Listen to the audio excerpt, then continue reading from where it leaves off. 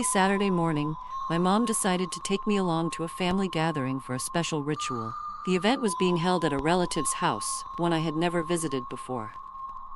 As we stepped inside, I felt like a stranger among unfamiliar faces. I awkwardly settled on the sofa next to my mom, while a spiritual ceremony began about 10 feet away. The shaman, an elderly woman with an air of mystery, sat on a bench and began her ritual. Beside her, a man rhythmically played a gong, its deep vibrations resonating through the house. A lively woman emerged from the kitchen, greeting my mom with warm enthusiasm. "Hey, it's been so long since I last saw you," she exclaimed. My mom called her Aunt Mai. They instantly fell into animated conversation, laughing and catching up. Meanwhile, I sat there feeling bored but couldn't help overhearing their chat while stealing occasional glances at the shaman, who was visibly trembling in a trance-like state. During their conversation, Aunt May mentioned her recent trip to Vietnam. "Was it a vacation?" my mom asked. "No, not exactly," Aunt May replied, lowering her voice. "It was something much more unusual." Despite the loud ringing of bells, her words intrigued me, and I leaned closer to listen. "When my husband and I moved to Minnesota, we rented a house in a quiet suburb.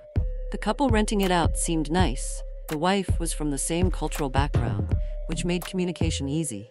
We thought it was the perfect place. But after just a month, strange things began to happen. Birds kept crashing into the windows, one after another. We'd hear the thud, then find feathers and lifeless bodies outside. And then there was the smell.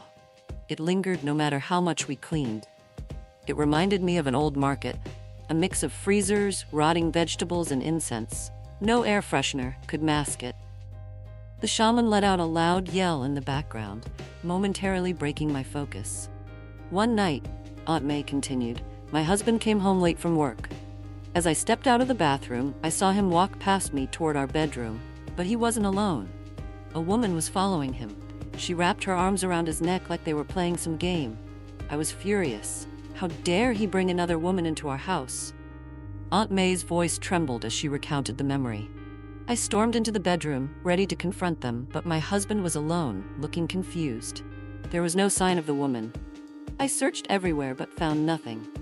He insisted I was imagining things, but I know what I saw.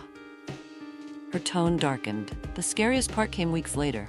I was doing laundry in the basement, a place I hated because it always felt off. That day, I noticed the small closet near the furnace wasn't fully closed. Inside, I saw a faint red glow. Curious and nervous, I opened it. There was an altar inside, the kind used for spirit worship. Candles had recently been lit, and incense sticks still burned. My heart sank.